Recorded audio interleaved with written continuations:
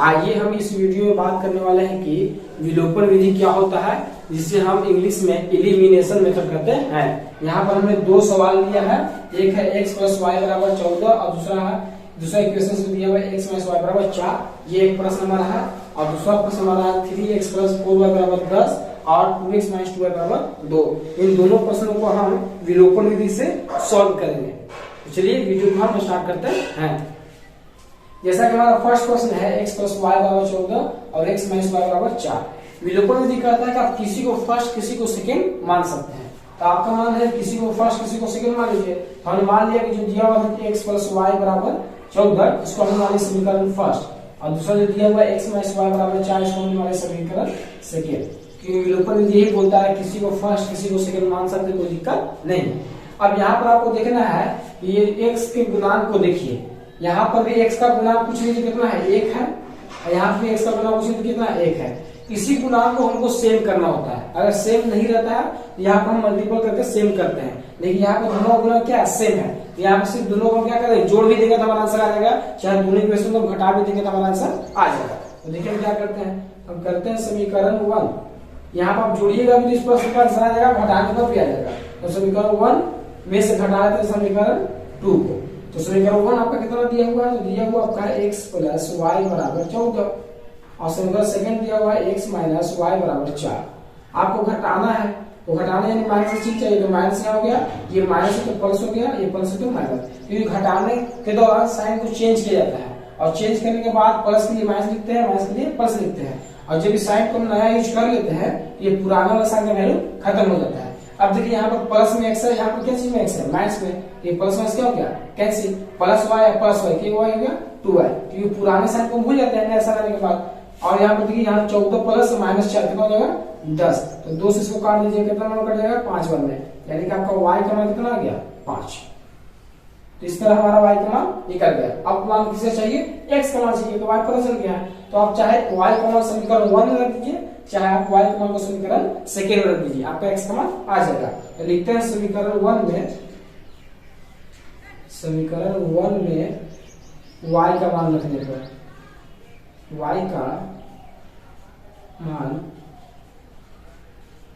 रखने पर, तो समीकरण 1 कितना आपका दिया हुआ है, दिया हुआ है x प्लस वाई बराबर 14।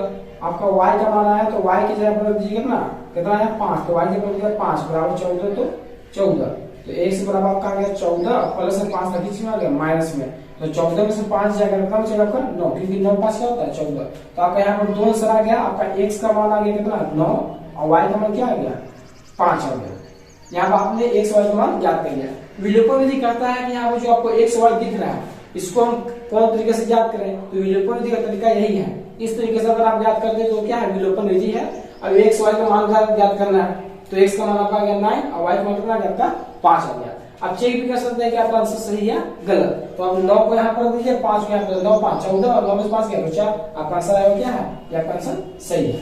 अब नेक्स्ट क्वेश्चन में देखते हैं, दूसरा नंबर क्वेश्चन क्या बोल रहा है कि 3x प्लस 4y बराबर 10 और दूसरा है 2x माइनस 2y बराबर 2। ये आपका दो चर वाला रैखिक समीकरण युग्म दिया हुआ है। अब बोल रहा है कि इसको आप सॉल्व कीजिए किस मेथड से, तो विलोपन विधि से। बहुत सारे विधि होते हैं सॉल्व करने के दो चर वाले के, जैसे ग्राफी विधि भी होता है, जिससे रेखीय विधि कर सकते हैं आप। उसमें एक प्रतिस्थापन विधि होता है, एक विलोपन होता है, एक वर्ष गुणन विधि होता है। तो इसमें बोला कि आपको विलोपन विधि से सॉल्व करना है। तो देखिए इसको आपने मान लिया फर्स्ट, विलोपन विधि बोलता है किसी को फर्स्ट किसी को सेकेंड मान लीजिए। हमने ऊपर वाले को मान लिया फर्स्ट और नीचे वाले को मान लिया सेकेंड। उसके बाद देखिए यहाँ पर देखिए x का गुणांक कितना है 3 है, यहाँ पे x का गुणांक कितना है 2 है, यानी कि दोनों का गुणांक सेम है नहीं है। आपको विलोपन विधि में इन दोनों का चाहे इन दोनों का गुणांक को सेम करना होता है।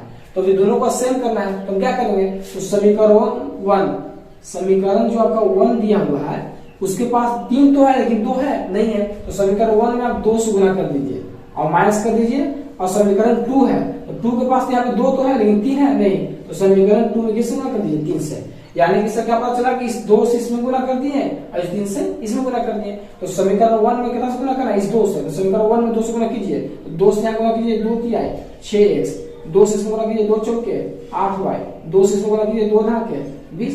समीकरण 1 तो पूरा है ना, तो पूरा गुना करना होगा। अब समीकरण 2 में कितना से गुना करना है 3 से, तो इसमें 3 से करें 3 गुना के 6x माइनस 2 माइनस 3 गुना के 6y और फिर 3 गुना के 6 सिंबल किसी चीज का माइनस कर, यहाँ माइनस लिखेंगे, ये प्लस हो जाएगा, ये क्या हो जाएगा माइनस, क्योंकि माइनस में साइन क्या होता है, चेंज होता है, और चेंज करने के बाद पुराना वाला साइन का वैल्यू खत्म हो जाता है। तो ये प्लस में माइनस में क्या हो गया, कैंसिल। 8y प्लस 6y कितना y हो गया आपका 14y, 20 में 6 गया तो कितना आ गया 14, ये 14 14 क्या हो गया कैंसिल, यानी y का मान आपका कितना आ गया 1 आ गया।